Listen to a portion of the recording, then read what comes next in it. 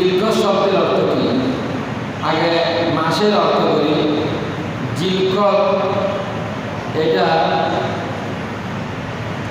আবিধানিক অর্থ উপবেষ্টনকারী, পারিভাষিক অর্থ যে মাস আগমন করলে তৎকালীন লোকেরা, বিশেষ করে আরবের লোকেরা তাদের যুদ্ধ অস্ত্র, তরবারি, তাদের বিভিন্ন যুদ্ধের উপকরণ সরঞ্জাম তারা ফেলে রাখে, নিজেদেরকে যুদ্ধ বিগ্রহ থেকে বিরত রাখে এবং ঘরের মধ্যে ভবিষ্যৎ থাকে। তারা নিজের পিতা হত্যাকারীকেও দেখলেও মাথা হ্যাক করে চলে যায়, তারা প্রতিশোধ গ্রহণ করে না। এই কারণে জিলকতকে জিলকত মাস হিসেবে নামকরণ করা হয়েছে।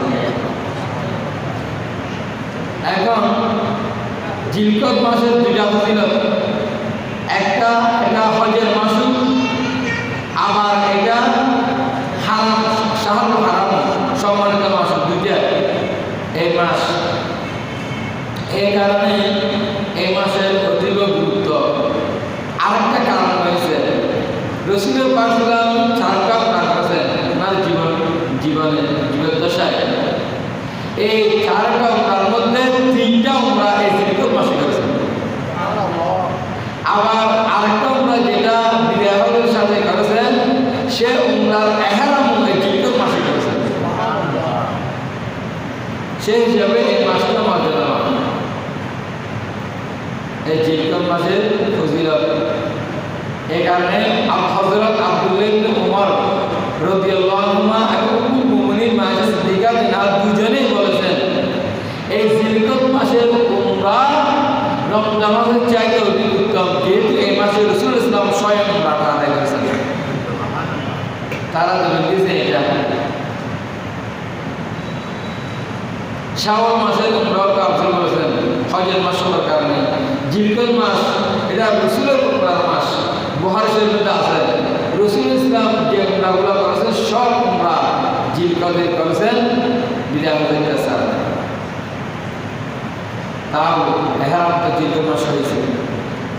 যাক, এখন আসুন এই জিলকত মাস আল্লাহর সম্মানিত মাস, বুজুর্গ মাস, রাসূল পাক সাল্লাল্লাহু আলাইহি ওয়াসাল্লামের মাস। যারা হাজীগণ এখন মক্কা শরীফে অবস্থান করছেন, তারা এই জিলকত মাসে অনেক উমরা করবেন, তারা অনেক সওয়াবের অধিকারী হবেন। আল্লাহ রাব্বুল আলামিন আপনাদেরকেও বড় হজ করার সময়, হজ আদায় করার সময় যেন এই জিলকত মাসের উমরা আপনাদের নসিব হয়। আমিন। আল্লাহ রাব্বুল আলামিন আমাদেরকে আল্লাহর অশেষ শুকরিয়া আদায় করছি, এই জিলকত মাসে অনেক উমরা করতে পেরেছি। আমি আজ আপনাদের সম্মুখে যে বিষয় নিয়ে আলোচনা করব, আল্লাহর অন্যতম একটা নিদর্শন মাকাম ইব্রাহিম সম্পর্কে। যে মাকাম ইব্রাহিমকে আল্লাহ রাব্বুল আলামিনের কুদরতি জবানে দুইবার উল্লেখ করেছেন। সূরা বাকারার মধ্যে যে আয়াতের অংশ বিশেষ আল্লাহ বলেছেন, বিসমিল্লাহির রহমানির রহিম, ওয়াত্তাখিযু মিন মাকামি ইব্রাহিম মুসাল্লা। হে বান্দারা, তোমরা মাকামে ইব্রাহিম তথা ইব্রাহিম ইসলামের পদ চিহ্নযুক্ত আদরকে তোমরা নামাজের জায়গা নির্ধারণ করো। তোমরা ওই মাকামে ইব্রাহিমকে নামাজের জায়গা বানিয়ে নাও, তোমরা নামাজের জায়গা হিসাবে গ্রহণ করো।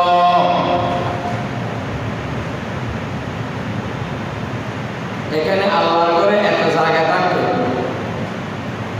আল্লাহর ঘরে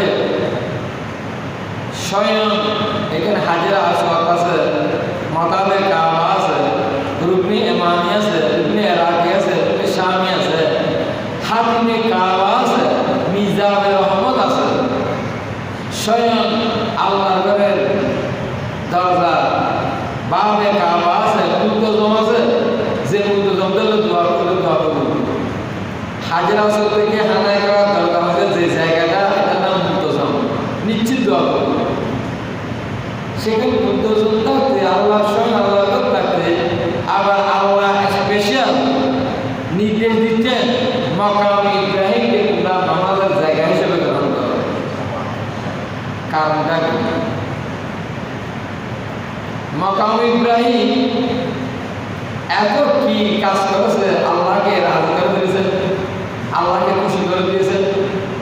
মাকাম ইব্রাহিমের নাম আল্লাহ এতবার কোরআন শরীফে ধারণ করেছেন, উল্লেখ করেছেন, আবার মাকাম ইব্রাহিমকে সম্মান করার জন্য আলাদা নির্দেশ দিয়েছেন। মাকাম ইব্রাহিমকে প্রশ্ন করুন, এই মাকাম ইব্রাহিম তুমি আল্লাহকে কিভাবে খুশি করেছ, আল্লাহকে তুমি কিভাবে আল্লাহর জান্নাতে হাসিল করেছ, যার কারণে আল্লাহ